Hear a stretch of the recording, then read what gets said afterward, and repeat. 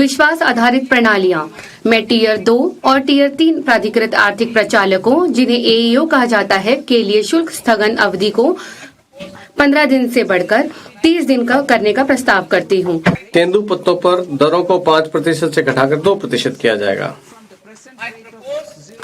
मैं वायदा सौदों पर एसटीटी को मौजूदा 0.02% से बढ़ाकर 0.05% करने का प्रस्ताव करती हूँ। ऑप्शन प्रीमियम और ऑप्शन कार्यकलाप दोनों पर एसटीटी को मौजूदा क्रम से 0.1% और 0.125% से बढ़ाकर 0.15% करने का प्रस्ताव है। हमने वर्ष 2019 में कॉरपोरेट के लिए कराधान परिदृश्य में सुधार किया था, जिसमें कम कर दरों के साथ उनको सरलीकृत व्यवस्था उपलब्ध कराई गई ताकि वे कटौतियों और छूट का दावा करने की बजाय कारोबार पर समुचित ध्यान केंद्रित कर सकें।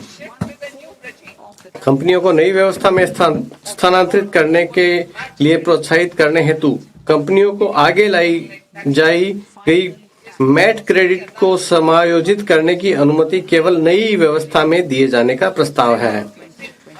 नई व्यवस्था में उपलब्ध मैट क्रेडिट का उपयोग करके समायोजन कर देयताओं को 1/4 की सीमा तक की अनुमति दिए जाने का प्रस्ताव है। मैट को अंतिम कर बनाए जाने का प्रस्ताव है। इसलिए 1 अप्रैल 2026 से कोई क्रेडिट संचय नहीं होगा। इस परिवर्तन के अनुरूप 15% की मौजूदा मैट दर को कम करके 14% किया जा रहा है। 31 मार्च 2026 तक संचित करदाताओं को आगे लाई गई मैट क्रेडिट उपरोक्त अनुसार उनको समायोजन के लिए उपलब्ध रहेंगे। अब आती हूँ अप्रत्यक्ष करों पे। अब मैं अप्रत्यक्ष करों से संबंधित प्रस्तावों पर आती हूँ। सीमा शुल्क और केंद्रीय उत्पाद शुल्क के लिए मेरे प्रस्तावों का लक्ष्य प्रशुल्क संरचना और सरल बनाना, घरेलू विनिर्माण को सहायता देना, निर्यात प्रतिस्पर्धात्मकता को प्रोत्साहित करना और शुल्क को प्रतिलोम को ठीक करना है। लंबे समय से चले आ रहे सीमा शुल्क छूटों को समाप्त करने को जारी रखते हुए मैं भारत में विनिर्मित हो रहे मदों अथवा जहां आयात नगण्य वहां पर कतिपय कूटों को हटाना चाहती हूं। इसी प्रकार किसी विशेष मद पर लागू शुल्क की दर का निर्धारण करने की प्रक्रिया और सरल बनाने के लिए मैं प्रशुल्क अनुसूची में ही विभिन्न सीमा शुल्क अधिसूचनाओं में कतिपय प्रभावी दरों को शामिल करने का प्रस्ताव करती हूं। अब मैं क्षेत्र विशिष्ट प्रस्तावों की चर्चा करूंगी। समुद्री चमड़ा और वस्त्र उत्पादों का निर्यात संवर्धन। मैं निर्यात हेतु समुद्री खाद्य उत्पादों के प्रसंस्करण के लिए उपयोग में आने वाले विशिष्ट नवनीतियों के शुल्क मुक्त आयात की सीमा को वर्तमान 1% से बढ़ाकर पिछले वर्ष की निर्यात कारोबार की एफओबी मूल्य का 3% करने का प्रस्ताव करती हूँ। मैं विनिर्दिष्ट निविष्टियों के शुल्क मुक्त आयात की अनुमति जूतों के ऊपरी हिस्सों के निर्यात के लिए देने का प्रस्ताव करती हूँ, जो वर्तमान में चर्म अथवा सिंथेटिक फुटवेयर के निर्माण के लिए उपलब्ध हैं। मैं चर्म या वस्त्र परिधानों, चर्म अथवा सिंथेटिक फुटवेयर तथा अन्य चर्म उत्पादों के निर्यातकों के लिए अंतिम उत्पाद के निर्यात हेतु समयावधि को मौजूदा 6 महीने से बढ़ाकर 1 वर्ष करने का प्रस्ताव करती हूँ। ऊर्जा परिवर्तन और सुरक्षा। मैं बैटरी ऊर्जा भंडारण प्रणालियों में लिथियम आयन सेल निर्माण का उपयोग करने वालों के साथ साथ बैटरियों के लिए लिथियम आयन सेल विनिर्माण के लिए उपयुक्त पूंजीगत वस्तुओं को दिए जाने वाले मूल सीमा शुल्क छूट को जारी रखने का प्रस्ताव करती हूँ। मैं सोलर ग्लास के विनिर्माण हेतु सोडियम एंटीमोनेट आयात पर मूल सीमा शुल्क में छूट का प्रस्ताव करते हूँ। नाभिकीय ऊर्जा। मैं नाभिकीय ऊर्जा परियोजनाओं के लिए अपेक्षित वस्तुओं के आयात पर वर्तमान मूल्य सीमा शुल्क छूट को 2035 तक बढ़ाने और उनकी क्षमता पर ध्यान दिए बिना सभी नाभिकीय संयंत्रों पर लागू करने का प्रस्ताव करती हूँ।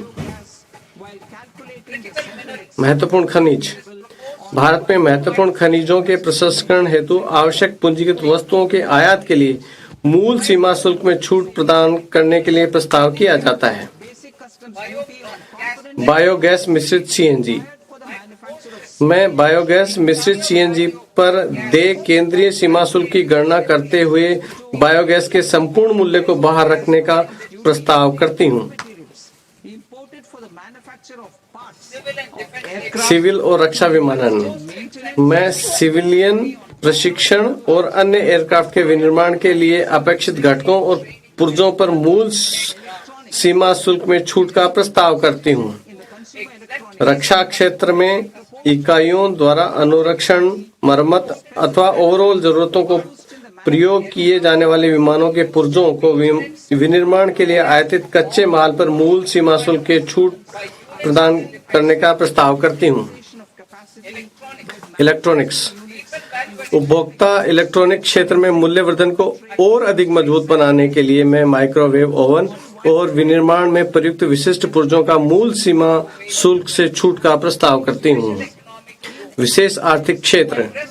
विश्व व्यापार विघटन के कारण विशेष आर्थिक क्षेत्रों में विनिर्माण इकाइयों द्वारा क्षमताओं के उपयोग के बारे में उभरती चिंताओं का समाधान करने के लिए मैं विशेष एक बारगी उपाय के रूप में सेज में पात्र विनिर्माण इकाइयों द्वारा रियायती शुल्क दरों पर घरेलू प्रशुल्क क्षेत्र को बिक्री की सुविधा प्रदान करने का प्रस्ताव करती हूँ।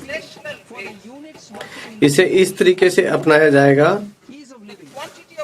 कि उनका मुख्य जोर निर्यात पर रहे। डीटीए में कार्यरत इकाइयों के लिए समान अवसर सुनिश्चित करते हुए इन उपायों को प्रचलात्मक बनाने के लिए आवश्यक विनियामक संशोधन किए जाएंगे। जीवन जीने की सुगमता। निजी उपयोग के लिए आयातित वस्तुओं हेतु सीमा शुल्क संरचना को युक्तिसंगत बनाने के लिए मैं निजी उपयोग के लिए आयातित सभी शुल्क योग्य वस्तुओं पर प्रशुल्क दर को 20% से कम करते हुए 10% करने का प्रस्ताव करती हूँ। रोगियों, विशेष रूप से कैंसर से पीड़ित रोगियों को राहत देने के लिए मैं 17 औषधियों अथवा दवाओं पर मूल सीमा शुल्क में छूट का प्रस्ताव करती हूँ। मैं उनके उपचार में प्रयुक्त औषधियों, दवाओं और विशेष चिकित्सा प्रयोजन खाद्य के निजी आयातों पर आयात शुल्क से छूट देने के लिए प्रयोजनार्थ 7 अतिरिक्त असाधारण रोगों को जोड़ने का प्रस्ताव करते हूँ। सीमा शुल्क प्रक्रिया। विकसित भारत और हमारी महत्वाकांक्षाओं के अनुरूप वैश्विक व्यापार में भारत की भूमिका और हिस्से में व्यापक वृद्धि होने वाली है। मैं इस संबंध में सीमा शुल्क प्रक्रियाओं के लिए कई उपयोगों का प्रस्ताव करती हूँ ताकि वस्तुओं के सुगम और त्वरित संचालन तथा व्यापार में अधिक निश्चितता के लिए कम से कम हस्तक्षेप हो। विश्वास आधारित प्रणालियां। मैं टीयर 2 और टीयर 3 प्राधिकृत आर्थिक प्रचालकों, जिन्हें एईओ कहा जाता है, के लिए शुल्क स्थगन अवधि को 15 दिन से बढ़कर 30 दिन का करने का प्रस्ताव करती हूँ। मैं पात्र विनिर्माताओं, आयातकों को समान शुल्क स्थगन सुविधा उपलब्ध कराने का प्रस्ताव करती हूँ। इससे उन्हें नियत समय पर पूर्ण टीयर 3 एईओ के रूप में अपना प्रत्यायन प्राप्त करने के लिए प्रोत्साहन मिलेगा। अधिक निश्चितता और बेहतर व्यवसाय आयोजना उपलब्ध कराने हेतु मैं सीमा शुल्कों पर बाध्यकारी अग्रिम नियम की वैधता अवधि को वर्तमान 3 वर्ष से बढ़ाकर 5 वर्ष करने का प्रस्ताव करती हूँ।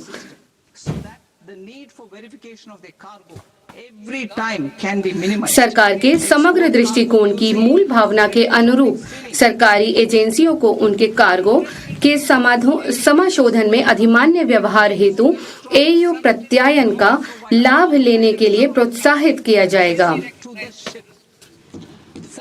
लंबे समय में विश्वास प्राप्त आपूर्ति श्रृंखलाओं वाले नियमित आयातकों को जोखिम प्रणाली में मान्यता दी जाएगी ताकि प्रत्येक बार उन्हें उनके कार्गो के सत्यापन की आवश्यकता को कम किया जा सके। इलेक्ट्रॉनिक सीलिंग का उपयोग करने वाले निर्यात कार्गो का फैक्ट्री परिसर से पोर्ट तक का पूरा समाशोधन उपलब्ध कराया जाएगा। उन वस्तुओं के आयात जिनके लिए किसी अनुपालन की आवश्यकता नहीं है, विश्वस्त आयातक द्वारा प्रवेश बिल दायर करने और वस्तुओं के आगमन पर सीमा शुल्क को उनके समाशोधन की औपचारिकताओं पूरी करने के लिए स्वतः सूचना मिल जाएगी। इससे वस्तुओं के आगमन के तत्काल बाद निर्मुक्त किए जाने को सक्षम बनाया जा सकेगा। सीमा शुल्क भंडारण फ्रेमवर्क को स्व प्रकटन, इलेक्ट्रॉनिक ट्रैकिंग और जोखिम आधारित लेखा परीक्षा के साथ एक भंडार संचालक केंद्रित प्रणाली में बदला जाएगा।